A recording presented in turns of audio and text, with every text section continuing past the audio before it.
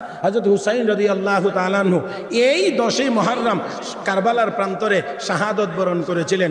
যুবকদেরকে লক্ষ্য করে বিনয়ের সাথে বলছি, হযরত হুসাইন রাদিয়াল্লাহু তাআলা আনহু সহ তার পরিবারের প্রায় 72 জন সদস্য এই কারবালার প্রান্তরে নির্মমভাবে শহীদ হয়েছিলেন, শাহাদত বরণ করেছিলেন। সেই ইয়াজিদের বাহিনীর হাতে নির্মমভাবে শাহাদত বরণ করেছিলেন। কি কারণে, কি জন্যে তিনি শহীদ হয়েছিলেন? নিশ্চয়ই ওনার উদ্দেশ্য ছিল ইসলামকে জিন্দা করা। আর একটু যুবক ভাইরা আর একটু জোরে বললে ভালো হয়। নিশ্চয়ই ইসলামকে জিন্দা করাই ছিল ওনার মূল উদ্দেশ্য। ইয়াজিদ যখন ক্ষমতার মসনদে বসে শরীয়ত বিরোধী কিছু কার্যক্রম শুরু করেছে, হযরত হুসাইন রাদিয়াল্লাহু তাআলা আনহু তখনই এই কথা বলেছিলেন, এত মুসলমান জিন্দা থাকতে, নবীর এত সাহাবী জিন্দা থাকতে ইয়াজিদের মতো এমন একজন ব্যক্তি ক্ষমতায় বসে থাকতে পারে না। আজকে হযরত হুসাইনের মহব্বত আর দরদ দেখায়া যারা মাথায় টুপি পরে না, যারা শরীরে সাবান তেল লাগায় না, গোসল করে না, এইরকম আরো অন্যান্য অনেক কাজ করে, আমার তো মনে হয় হযরত হুসাইন যদি এখন একদিনের জন্য জিন্দা হইতেন তো আমার মনে হয় সর্বপ্রথম বলতেন এই লোকগুলোর বিরুদ্ধে আমি জিহাদ করব। أن سيدنا وسندنا وحبيبنا ومولانا محمدا عبده ورسوله صلى الله تعالى عليه وعلى آله وأصحابه وبارك وسلم تسليما كثيرا. أما بعد فأعوذ بالله من الشيطان الرجيم. بسم الله الرحمن الرحيم. ومن يطع الله والرسول فأولئك مع الذين أنعم الله عليهم من النبيين والصديقين والشهداء والصالحين وحسن أولئك رفيقا. قال رسول الله صلى الله عليه وسلم: من أحب سنتي فقد أحبني ومن أحبني كان معي في الجنة.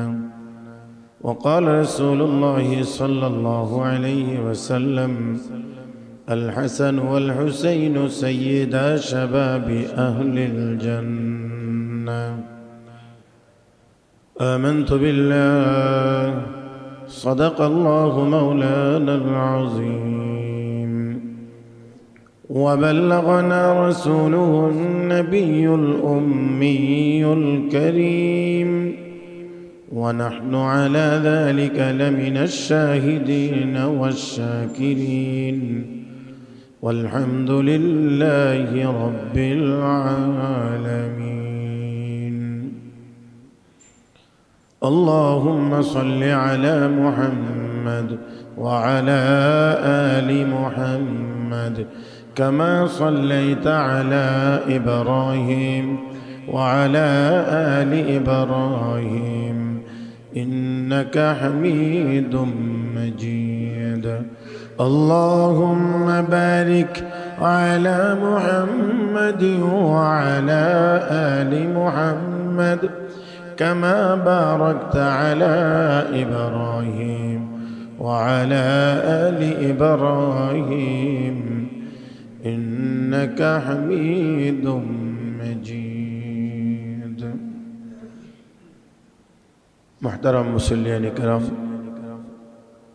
আল্লাহ রাব্বুল আলামিনের দরবারে শুকরিয়া আদায় করছি, যিনি আমাদেরকে অত্যন্ত দয়া করে মায়া করে পবিত্র জুমার দিনে জুমার নামাজ আদায়ের উদ্দেশ্যে মসজিদে আসার বসার তৌফিক দান করেছেন। মহব্বতের সাথে সবাই পড়ি আলহামদুলিল্লাহ। প্যারে হাজরিন, আরবি 12 মাসের প্রথম মাসের নাম মুহররম। এই মাস সম্মানিত মাস। আল্লাহ রাব্বুল আলামিন যেদিন আসমান জমিন সৃষ্টি করেছেন সেদিন থেকেই 12 মাস আল্লাহ নির্ধারণ করেছেন।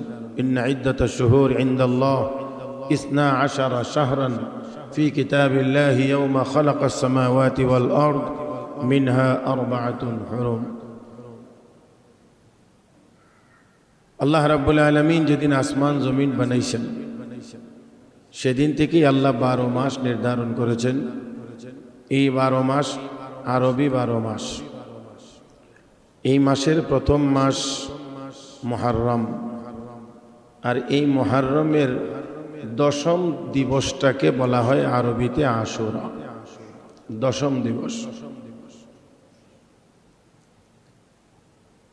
এই মুহররমের 10 তারিখে আমাদের দেশের অনেক সাধারণ মুসলমানের এটাই বদ্ধমূল ধারণা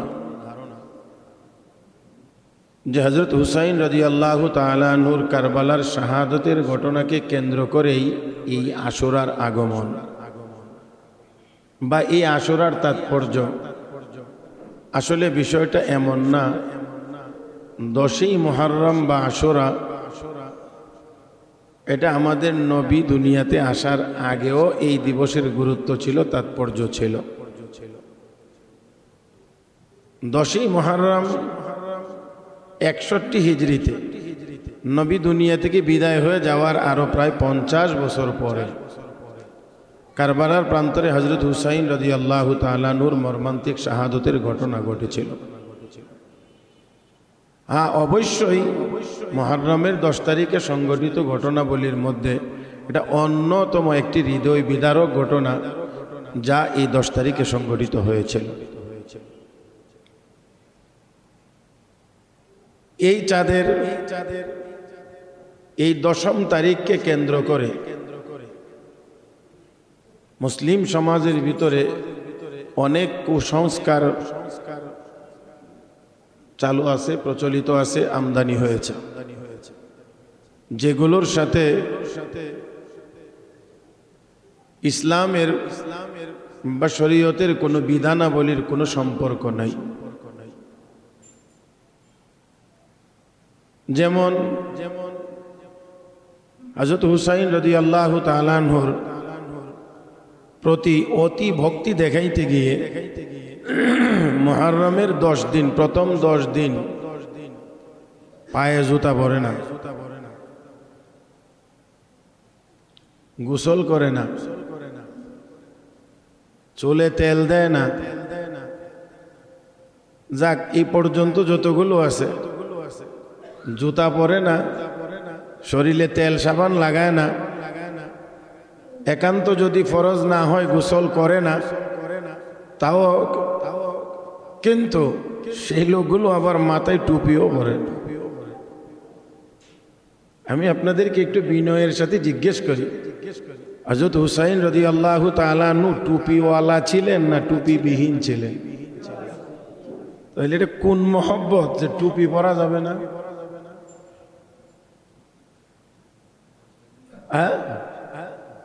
হযরত হুসাইনের প্রতি এই মহব্বত কোন মহব্বত, কোন ভালোবাসা, যে ভালোবাসা দেখাইতে গিয়ে মাথায় টুপি পরে না? এটা আসলে মহব্বত না, এটা মহব্বতের নামে ধোঁকাবাজি ছাড়া কিছুই হতে পারে না। কারণ ইন্নাল মুহিব্বা লিমান ইউহিব্বু মুতিউ, যে যাকে ভালোবাসে সে তার অনুসরণ করে। অনুসরণের মাধ্যমে বোঝা যায় যে আমি তাকে মহব্বত করি। অনুসরণের দ্বারা এই কথা প্রমাণিত হয় যে তার প্রতি তার আন্তরিকতা আছে, মহব্বত আছে, ভালোবাসা আছে। বর্তমান বিশ্বকাপ ফুটবল খেলার জোয়ার চলতেছে, যে দয়া করে আমাকে ওভারটেক করেন না। চুলের স্টাইল দেখলেই বোঝা যায় মহব্বত কার প্রতি। আমি আগেও একাধিকবার এই কথা বলেছি, আমার আপনার নবীর চাইতে সুন্দর কাউকে আল্লাহ না অতীতে বানাইছেন, না ভবিষ্যতে কাউকে বানাইবেন। এটাও আপনারা একটা কথা এতটুকু সৌন্দর্যের কথা এটা ইজমালি কথা, মানে সংক্ষিপ্ত আকারে একটা বিবরণ, বিস্তারিত বিবরণ নয়। বিস্তারিত বিবরণের ভিতরে একটা ছোট্ট কথা খেয়াল রাখতে হবে। সাইয়েদেনা হযরত ইউসুফ আলাইহিস সালাতু ওয়াস সালাম তিনিও সুন্দর ছিলেন। শুধু সুন্দর না, নবী মেরাজ থেকে ঘুরে এসে বলছেন পৃথিবীর অর্ধেক সৌন্দর্যই আল্লাহ একা ইউসুফ নবীকে দিয়েছেন, বাকি অর্ধেক সৌন্দর্য সবাইকে বন্টন করে দিয়েছেন। তাহলে এখন কথা হলো, যদি পুরো সৌন্দর্যটাকে অর্ধেক করে একজনকে দিয়ে থাকে, বাকি অর্ধেকটা যদি বন্টন করে সবাইকে দেওয়া হয়ে থাকে, তাহলে আমাদের নবী কোন ভাগে পড়ছেন? কারণ প্রথমত অর্ধেকটা তো একা একজনকেই দিয়ে দিয়েছেন ইউসুফ আলাইহিস সালামকে, বাকি রইল 50%। এখন নবী যদি এই 50-র ভিতরে হয়, তাহলে তো অংশ হয় না, ভগ্নাংশ হবে। সৌন্দর্যের কিছু নবী পাওয়ার কথা। আসলে এখানে একটি কথা আমাদেরকে স্মরণ রাখতে হবে। নবী যে বলছেন সৌন্দর্যকে অর্ধেক করে ইউসুফ নবীকে দেওয়া হয়েছে, বাকি অর্ধেকটা সবাইকে বন্টন করে দেওয়া হয়েছে, এই কথার অর্থ হলো আমাকে বাদ দিয়ে যত সৌন্দর্য আছে সেটা ভাগ বাটোয়ারা হয়েছে, আল্লাহ পাক আমাকে স্পেশাল সৌন্দর্য দান করেছেন। তাহলে এই সৌন্দর্য ইউসুফ নবীকেও আল্লাহ দেননি। দ্বিতীয় নাম্বার কথা হলো, ইউসুফ আলাইহিস সালামের সৌন্দর্যের বর্ণনা দিতে গিয়ে হাদিস শরীফে হুসনুন শব্দ ব্যবহার হয়েছে, আর আমাদের নবীর সৌন্দর্যের বর্ণনা দিতে গিয়ে হাদিসে জামালুন শব্দের ব্যবহার হয়েছে। হুসনুন শব্দের অর্থ হলো সমষ্টিগতভাবে সুন্দর, এই কথাটাই বলা আমার মূল উদ্দেশ্য। হুসনুন এটার অর্থ সুন্দর, সমষ্টিগতভাবে সুন্দর। একজন মানুষের মাথা থেকে পা পর্যন্ত দেখলে সুন্দর বোঝা যায়, স্পষ্ট সুন্দর। কিন্তু এর অর্থ এই না যে তার কোনো অঙ্গই কোনো রকমের অসৌন্দর্য থাকবে না, এমন না। সব মিলায়া উনি সুন্দর। ইউসুফ আলাইহিস সালাতু ওয়াস সালাম মুহাম্মাদুর রাসূলুল্লাহর তুলনায় ছিলেন সমষ্টিগতভাবে সুন্দর। আর আমার আপনার নবীর প্রতিটা অঙ্গ প্রত্যঙ্গ, যেই অঙ্গটা যেমন হলে সুন্দর, আমার নবীর অঙ্গ প্রত্যঙ্গগুলো ছিল তেমনভাবে সুন্দর। এই জন্য হযরত হাসান ইবনে সাবিত রাদিয়াল্লাহু তাআলা আনহু নবীর সাহাবী, কবি ছিলেন। কবিতার মাধ্যমে ইসলাম আর মুসলমান, আল্লাহ এবং আল্লাহর রসুলের বিরুদ্ধে যদি কেউ কথা বলতো, কবিতার মাধ্যমে হযরত হাসান ইবনে সাবিতের জন্য আলাদা আর একটা মিম্বর তৈরি করা হয়েছিল। ওই মিম্বরে দাঁড়িয়ে হাসান ইবনে সাবিত কবিতার মাধ্যমে ওই কাফেরদের কথার জবাব দিতেন। সেই হাসান ইবনে সাবিত নবীর সৌন্দর্যের বর্ণনা দিতে গিয়ে সর্বশেষ বলেছেন, কাআন্নাকা কাদ খুলিকতা কামা তাশাউ, নবী গো আপনি যেমন সুন্দর চাইছেন, আল্লাহ আপনাকে মনে হয় এমন সুন্দর করে বানাইছেন। আপনি যেমন সুন্দর চাইছেন। আমার বলার মূল জায়গাটা হলো, নবীজির শরীর মুবারকের প্রতিটা অঙ্গ প্রত্যঙ্গই যদি আলাদা সুন্দর হয়ে থাকে, মানে যেই অঙ্গটা যেমন হলে সুন্দর নবীর অঙ্গ তেমন ছিল, তাহলে অবশ্যই বলতে হবে আমার আপনার নবীর চুল মুবারক চুলের জগতের শ্রেষ্ঠ সুন্দর ছিল। এই ঠিকটা মনে হয় হয়েছে না? তাহলে আমার নবীর চক্ষু মুবারক চোখের জগতে সবচেয়ে বেশি সুন্দর। আমার নবীর মাথা মুবারক মাথার জগতে সবচেয়ে বেশি সুন্দর। আমার নবীর চুল মুবারক, আরেকটু আস্তে কোন, আরেকটু আস্তে কোন। রব্বে করিম নবীর চুল মুবারকের কসম করেছেন কোরআনে। আল্লাহু আকবার বলবেন না? কোরআনে আমার নবীর সুন্দর চুল মুবারকের কসম আল্লাহ করেছেন। ওয়াদুহা ওয়াল্লাইলি ইযা সাজা, সূর্যের কসম। দুহা মানে সূর্য উদয়ের পরে যখন পূর্ণতা লাভ করে, এই সূর্যের এই সময়ের কসম। ওয়াল্লাইলি ইযা সাজা, অন্ধকার রাতের কসম। আল্লামা ফখরুদ্দিন রাজি রহমতুল্লাহি আলাইহি তাফসীর জগতের উজ্জ্বল নক্ষত্র সেই ইমাম ফখরুদ্দিন রাজি রহমতুল্লাহি আলাইহি বলেছেন যে এই আয়াতের ব্যাখ্যা করতে গিয়ে যে আল্লাহ যে সূর্যের কসম করেছেন, এই সূর্য মানে হলো আমার নবীর সুন্দর চেহারা মুবারক, আর অন্ধকার রাতের যে কসম করেছেন তা হলো আমার নবীর মাথা আর দাড়ি মুবারকের কালো চুল মুবারক। তাহলে এবার আপনাদেরকে আরেকটু বলতে হবে, চেহারার জগতে আমার নবীর চেহারা মুবারক সবচেয়ে, মাথার জগতে আমার নবীর মাথা মুবারক কম না বেশি, কারো সমান? কথা আরেকটা আছে, ইউসুফ আলাইহিস সালামের সৌন্দর্য দেখে জুলাইখার বান্ধবীরা জুলাইখার কানে যখনই সমালোচনার আওয়াজগুলো আসতেছে, সমালোচনা তো দূর থেকে করা অনেক, বুঝে নাই, সমালোচনা করা দূর থেকে অনেক, কিন্তু ইউসুফ আলাইহিস সালামের মতো এমন পরম সুন্দর টকবকে একজন যুবক নিজের ঘরের ভিতরে থাকলে কতক্ষণ টিকে থাকা যায় তখন বোঝা যাবে। এই জন্যে জুলাইখা, সে তো সাধারণ বুদ্ধিমতী মহিলা না, জুলাইখা তো মিনিস্টারের ওয়াইফ, মন্ত্রীর বউ। তো মন্ত্রীর বউ হওয়ার সুবাদে এমনিতেও তো বুদ্ধিমতী হওয়ারই কথা। দ্বিতীয় নাম্বার, জন্মগতভাবে সে একজন বাদশার মেয়ে, জন্ম হয়েছে বাদশার ঘরে, বিয়ে হয়েছে মন্ত্রীর ঘরে। এই বুদ্ধিমতী মহিলা সেই জন্যে চিন্তা করলো কথা দিয়ে জবাব দেওয়া যাবে না, কাজের মাধ্যমে জবাব দিতে হবে। ফালাম্মা সামিআত বিমাকরিহিন্না, সূরা ইউসুফ আল্লাহ বর্ণনা করেছেন, যখন তাদের এই কথাগুলো জুলাইখার কানে আসছে, তো জুলাইখা বান্ধবীদেরকে একটি বুঝ অনুষ্ঠানে দাওয়াত দিয়েছে, আমন্ত্রণ জানাইছে। আগামী অমুক দিন দুপুরবেলা আমার বাড়িতে কি ভাতের দাওয়াত?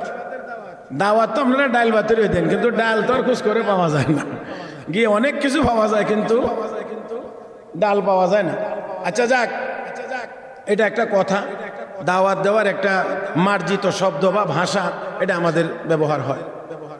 তো এরকম করে দাওয়াত দিছে আগামী অমুক দিন, যথাসময়ে সকল বান্ধবীরা গিয়ে হাজির। সকলের জন্যেই সুন্দর হেলান দিয়ে বসার মতো, সহজ ভাষায় যদি বলি আমাদের সোফা, এই বসার জায়গা, ও আতাদাত লাহুন্না মুত্তাকাআন, ট্যাগ দিয়ে হেলান দিয়ে বসবার মতো আসন তাদের জন্য ঠিক করে রাখছে।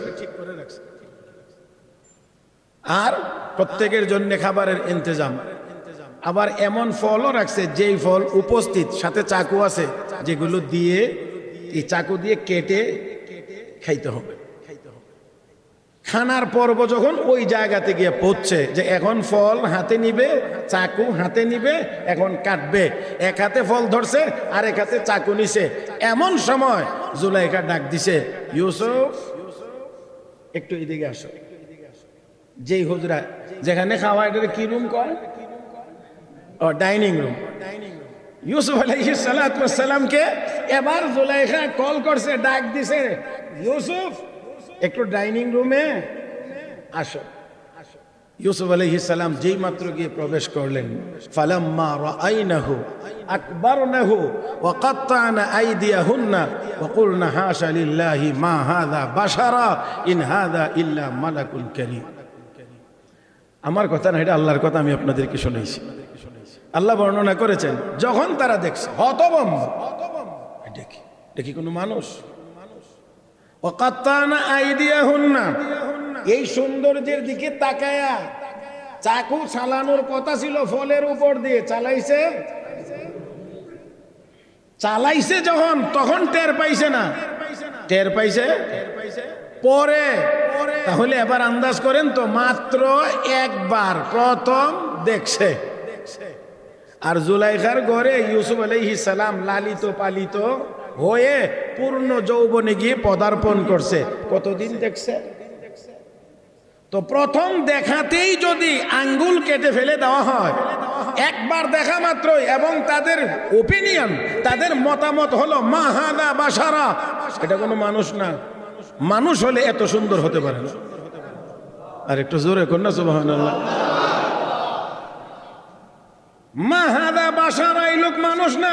কারণ মানুষ এত সুন্দর হয় না, এত সুন্দর মানুষ জীবনে কোনোদিন দেখি নাই।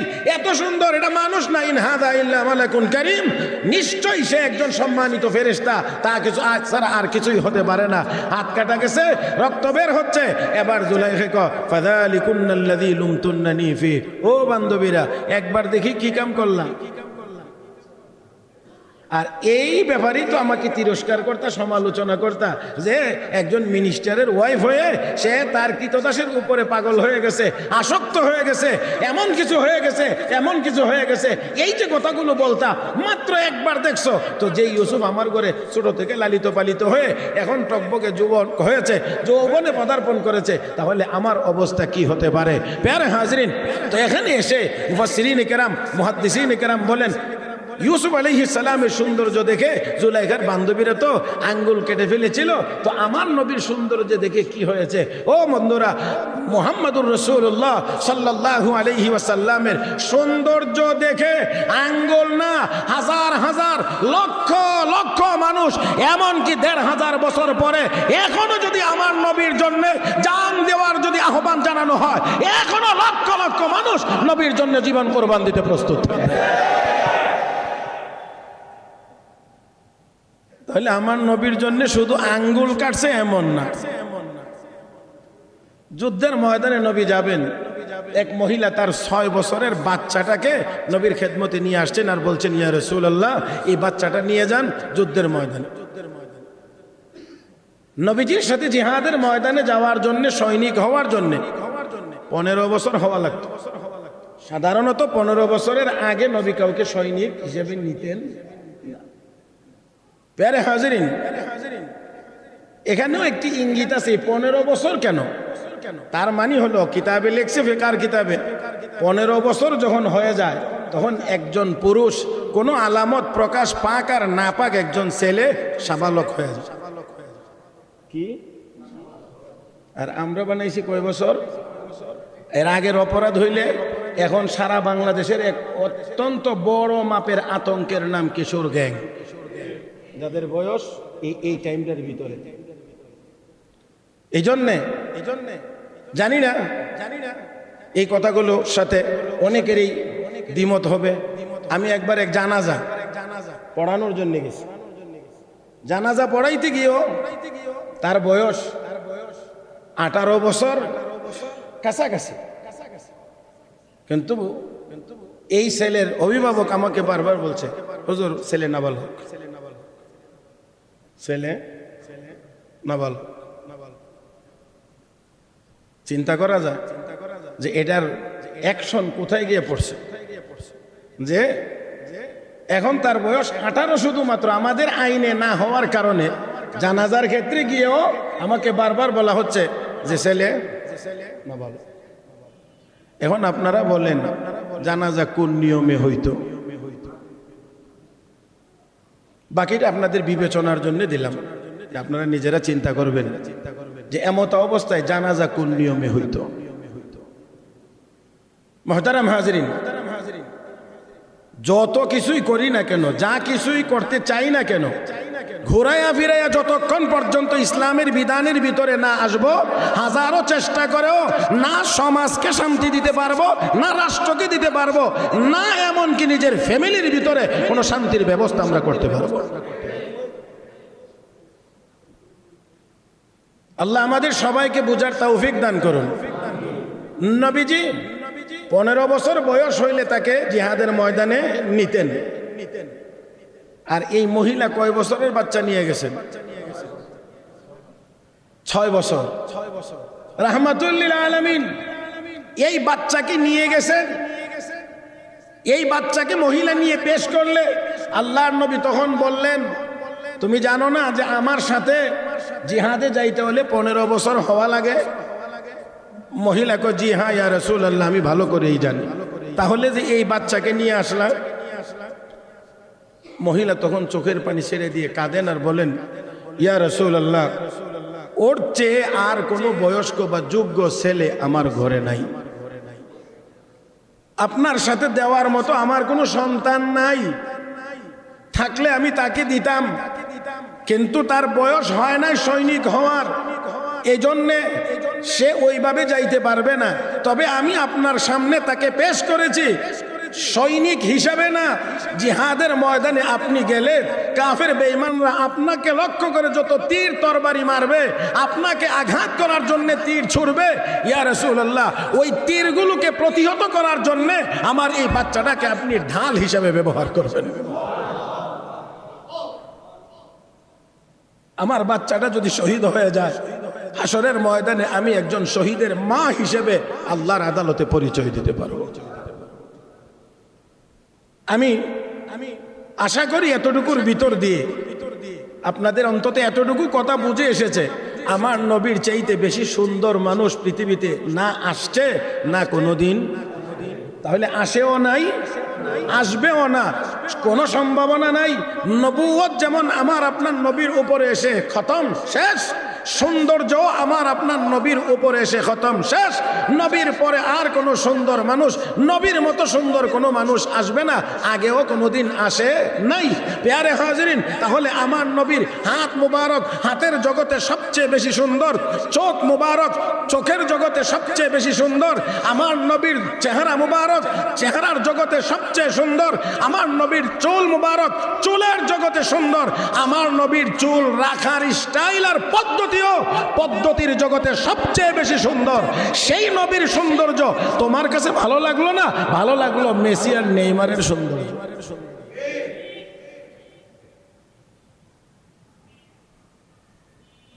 হাসরের ময়দানে আমার আপনার নবী হাউজে কাউসারের পানি পান করাবেন। রাসূল বলেন আনা ফারাতুকুম আলাল হাউজ, সর্বপ্রথম আমি হাউজে কাউসারের কিনারে গিয়ে হাজির হব আমার উম্মতকে পানি পান করানোর জন্যে।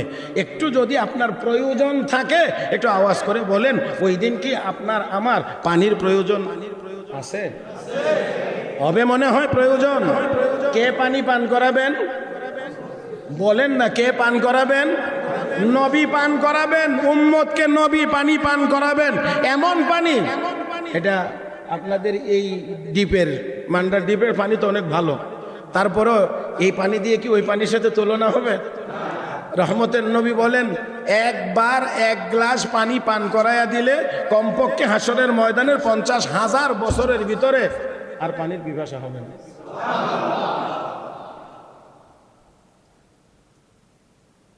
এমন পানি নবী পান করাবেন। কোন চেহারা নিয়ে নবীর সামনে হাজির হব আমরা?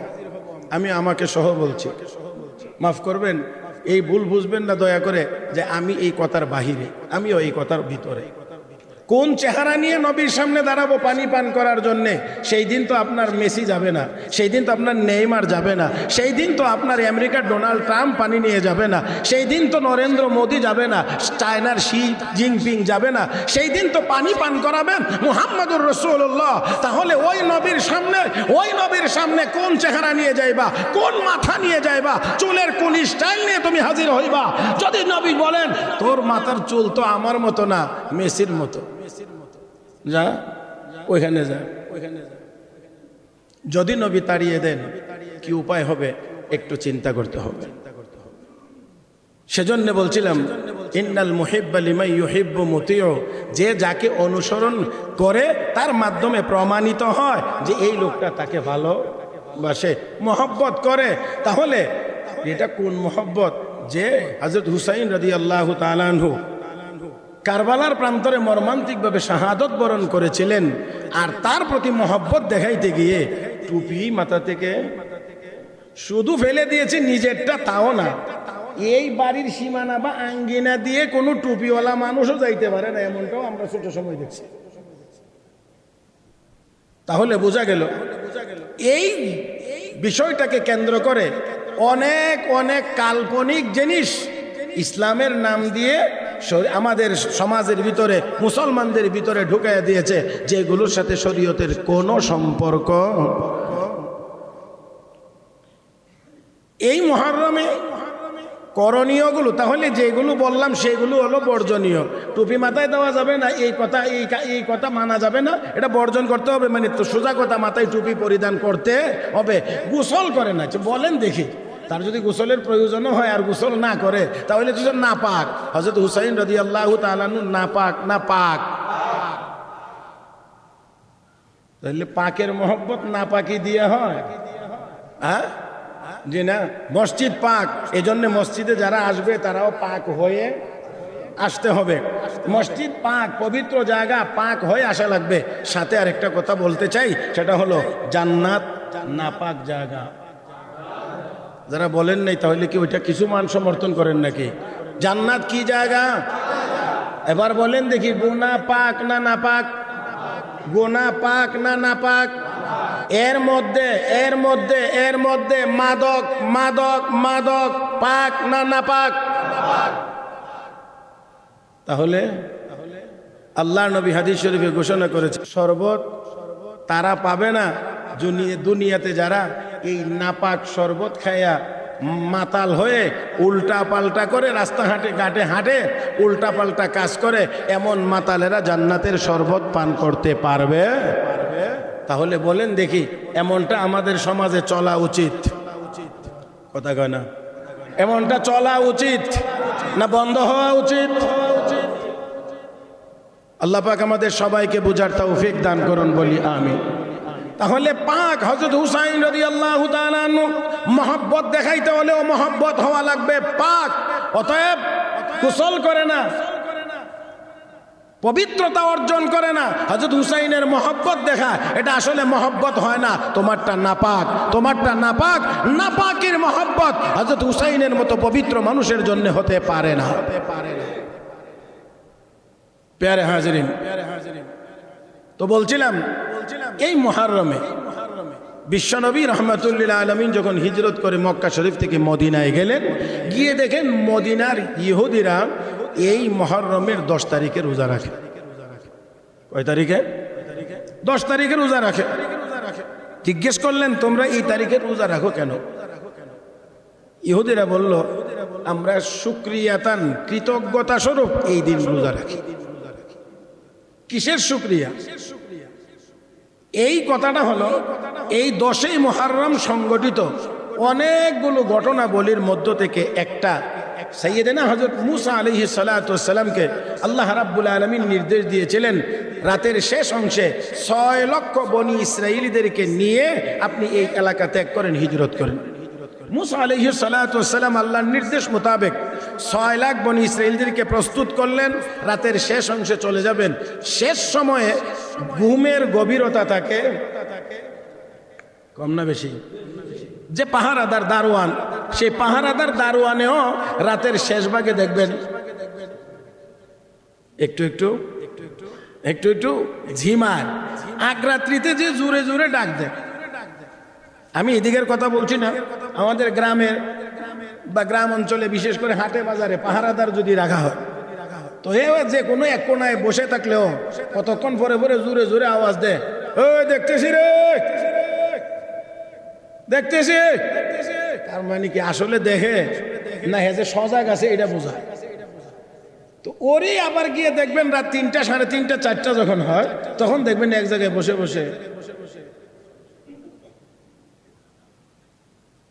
এটা ঘুমের গভীরতার টাইম। সাইয়েদেনা হযরত মুসা আলাইহিস সালামকে আল্লাহ বলে দিলেন, এই সময়টাতে আল্লাহ যদিও এই টাইমটা গভীরতার সময়, কোনো কোনো কিতাবে লিখে যে এই টাইমে তো অনেক সময় মানে আগের দিনের অনেক মানুষের ঘুম ভাঙতো আবার মোরগের ডাকে। এটা আমাদের গ্রামের পরিবেশ, আপনারা তো রাজধানীর মানুষ নাও বুঝতে পারেন। আমার নানি ছোট সময় শুনতাম, বলতো মুরগা বাঘ দিলে উঠে যাইস।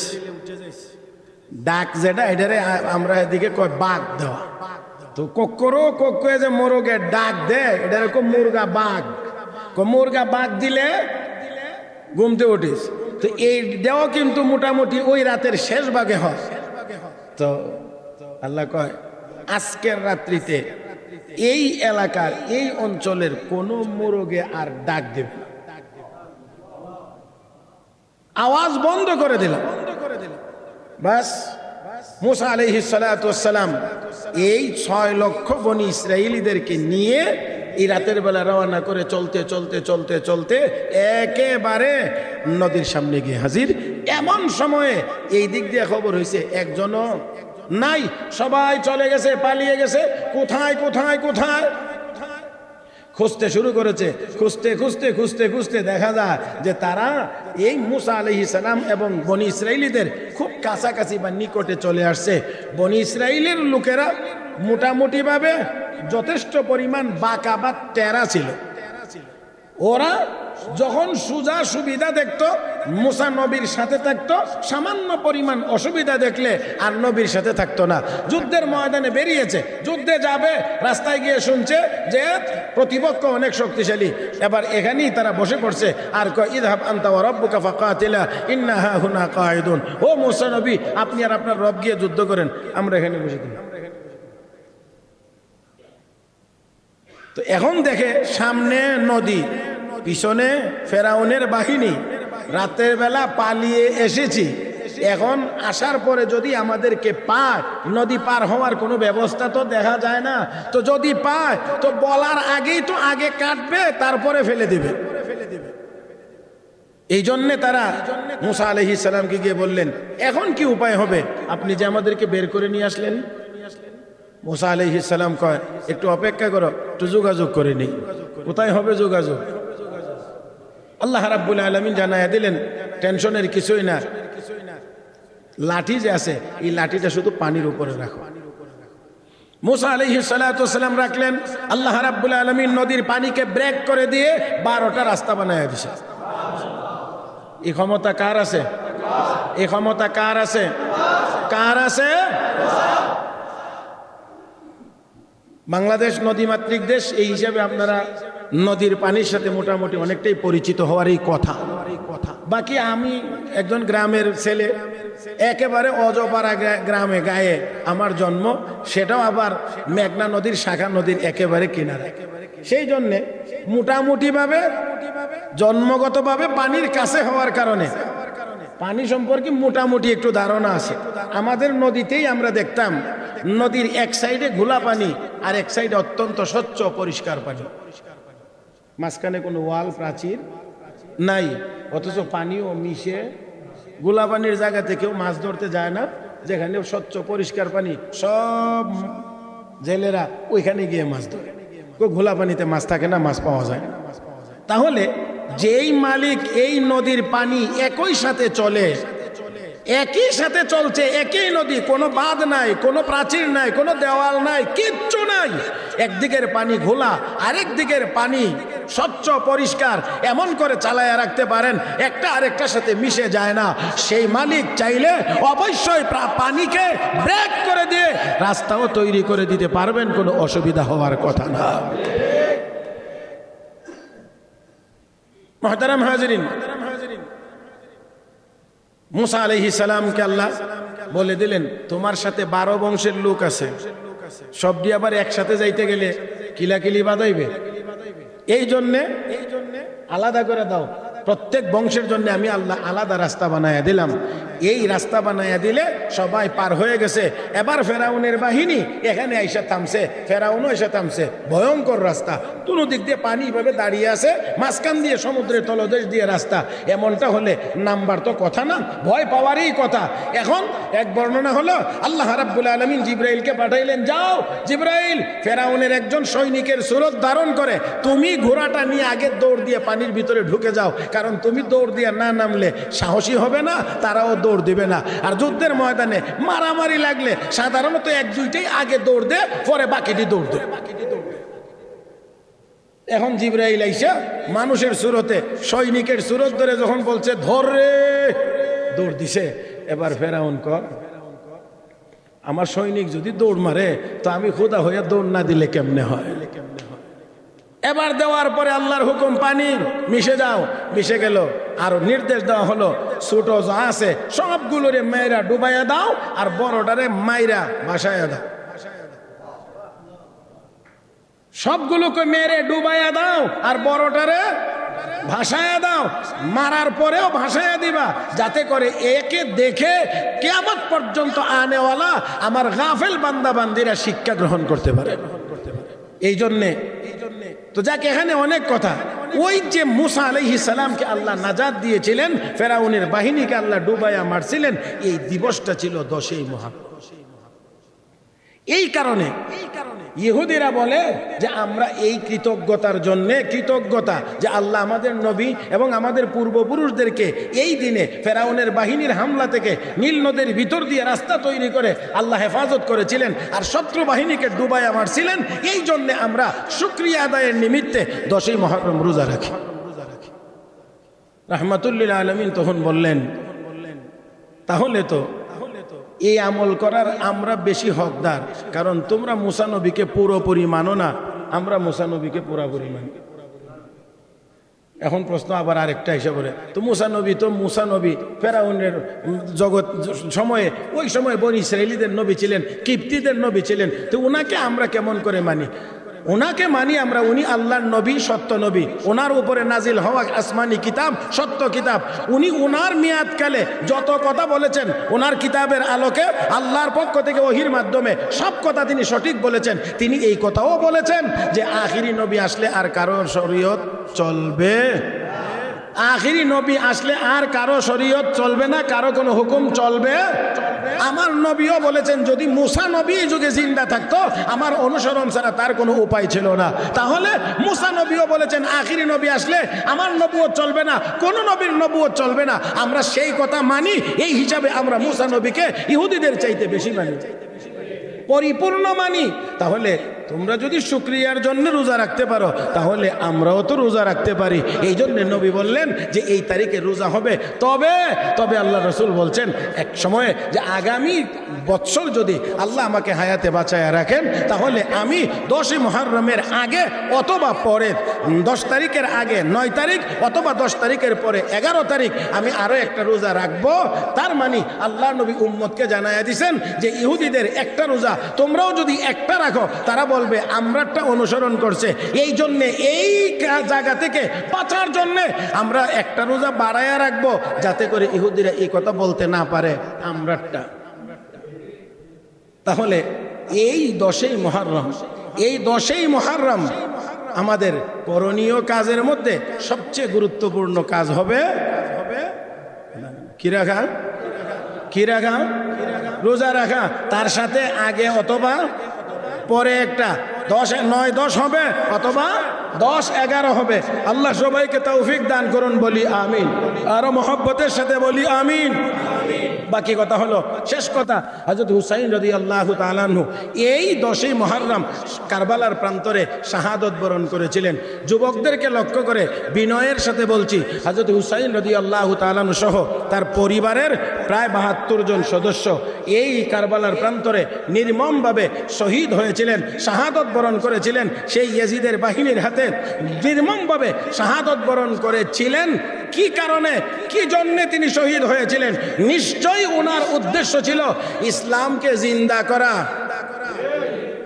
আর একটু যুবক ভাইরা আর একটু জোরে বললে ভালো হয়। নিশ্চয়ই ইসলামকে জিন্দা করাই ছিল ওনার মূল উদ্দেশ্য। ইয়াজিদ যখন ক্ষমতার মসনদে বসে শরীয়ত বিরোধী কিছু কার্যক্রম শুরু করেছে, হযরত হুসাইন রাদিয়াল্লাহু তাআলা আনহু তখনই এই কথা বলেছিলেন, এত মুসলমান জিন্দা থাকতে, নবীর এত সাহাবী জিন্দা থাকতে ইয়াজিদের মতো এমন একজন ব্যক্তি ক্ষমতায় বসে থাকতে পারে না। আজকে হযরত হুসাইনের মহব্বত আর দরদ দেখায়া যারা মাথায় টুপি পরে না, যারা শরীরে সাবান তেল লাগায় না, গোসল করে না, এইরকম আরো অন্যান্য অনেক কাজ করে, আমার তো মনে হয় হযরত হুসাইন যদি এখন একদিনের জন্য জিন্দা হইতেন তো আমার মনে হয় সর্বপ্রথম বলতেন এই লোকগুলোর বিরুদ্ধে আমি জিহাদ করব। একদিনের জন্য যদি ওনাকে জিন্দা করে দেওয়া যেত, যে একদিনের জন্য দিলাম, কি বলতে চাও দেশবাসীর জন্য, পৃথিবীর মানুষের জন্য, তাহলে হযরত হুসাইন প্রথম বলতেন যারা এই কাজ করে এদের বিরুদ্ধে আমি জিহাদ ঘোষণা করি। প্যারে হাজিরিন, তাহলে আসুন হযরত হুসাইন রাদিয়াল্লাহু তাআলা আনহু, আল্লাহর নবী তাদের ব্যাপারে, হযরত হাসান হুসাইনের ব্যাপারে বলেছেন সাইয়্যিদা শাবাবি আহলিল জান্নাহ। আল্লাহর নবী বলেন এই দুইজন হাসান হুসাইন জান্নাতি সকল যুবকদের সর্দার।